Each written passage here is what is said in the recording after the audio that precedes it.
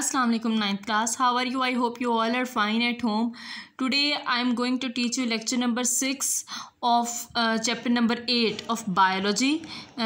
Today's lecture is all about the components of human food. ठीक है, इसमें हमने आज लिपिड्स पढ़ना है. In the last lecture you have studied carbohydrates and proteins. ठीक है, आज के लेक्चर में हमने लिपिड्स को पढ़ना है. मैंने आपको कहा था कि ये थोड़ा सा इसमें ज़्यादा चीज़ें हैं, तो आपको मैं ये सेपरेट लेक्चर के अंदर पढ़ाऊँगी, जो कि आज के लेक्चर में हम लोग इसको देखेंगे. ठीक है, तो let's move on. Okay, first of all, there are some points which you have to know. The nutritional requirements of the human and animals are complex as compared to plants. ये मैंने आपको पिछले लेक्चर में भी बताया था कि जो ह्यूमंस और एनिमल्स की न्यूट्रिशनल रिक्वायरमेंट्स होती हैं वो कम्प्लेक्स होती हैं अगर हम प्लांट से उनका कंपैरिजन करें तो. Humans and animals use variety of food which is following. Humans और जो एनिमल्स होते हैं उनके अंदर फूड की बहुत ज़्यादा वैरायटी होती है. लास्ट लेक्चर में हमने कार्बोहाइड्रेट्स और प्रोटीन्स के बारे में पढ़ा था. आज के लेक्चर में हमने लिपिड्स के बारे में पढ़ना है. ये कुछ कंपोनेंट्स हैं. ठीक है, carbohydrates, lipids, proteins, minerals, water and vitamins. ठीक है, तो ये सारे कंपोनेंट्स ऑफ ह्यूमन फूड हैं, लिपिड्स. ओके, तो लिपिड्स फर्स्ट ऑफ ऑल किस तरह से बनते हैं, कौन से ऐसे केमिकल कंपाउंड्स हैं जिनसे मिलकर लिपिड्स बनते हैं. ठीक है, lipids are composed of fatty acids bonded to glycerol. Glycerol और फैटी एसिड्स दोनों ही कंपाउंड्स हैं. ठीक है, फैटी एसिड्स एक एसिड्स होते हैं और ग्लिसरोल क्या होता है, ये अल्कोहल की एक फॉर्म होती है. ठीक है, जब फैटी एसिड्स और ग्लिसरोल आपस में बॉन्डिंग करते हैं तो उस वक़्त लिपिड्स बनते हैं. फैटी एसिड्स में भी सैचुरेटेड और अनसैचुरेटेड. अब फैटी एसिड्स जो होते हैं वो सैचुरेटेड भी हो सकते हैं और अनसैचुरेटेड भी हो सकते हैं. आगे हम देखते हैं कि अब सैचुरेटेड और अनसैचुरेटेड क्या होते हैं. First of all, saturated fatty acids.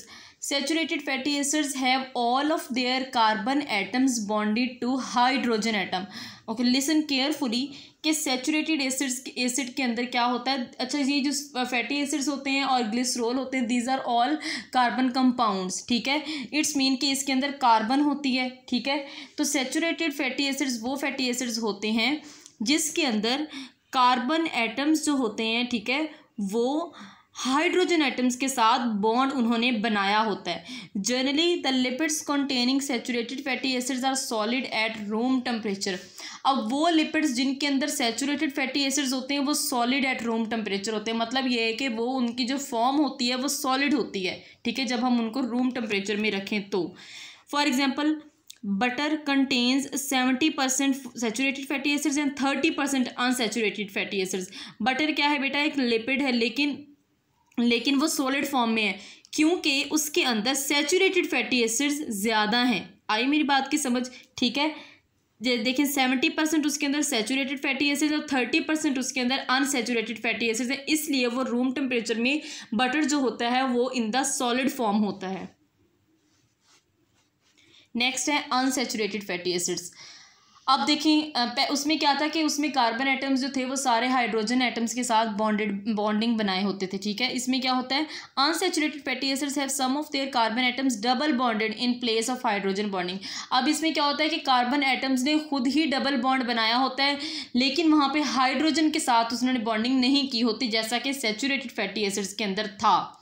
Generally the lipids containing unsaturated fatty acids are liquid at room temperature. अब क्या होता है कि वो लिपिड्स जिनके अंदर अनसैचुरेटेड फैटी एसिड्स होते हैं वो लिक्विड होते हैं एट रूम टेम्परेचर. जब हम उनको रूम टेम्परेचर बेटा वो होता है जो हमारा नॉर्मल घरों का टेम्परेचर होता है.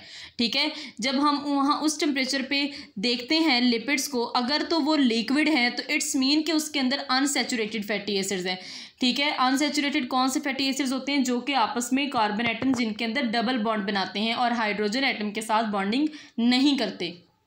For example, sunflower oil contains nearly 75% of unsaturated fatty acids. जो सनफ्लावर का ऑयल होता है ना, ठीक है, जो जिसको हम सिंपल ये तेल कहते हैं, ठीक है, सरसों का तेल जिसको आप कहते हैं, तो उसके अंदर 75% अनसैचुरेटेड फैटी एसिड्स होते हैं और 25% जो होते हैं वो सैचुरेटेड फैटी एसिड्स होते हैं. इट्स मीन कि they are liquid at room temperature.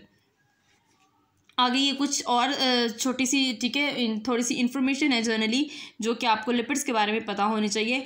Lipids are used to form membranes sheets surrounding the neurons and certain hormones.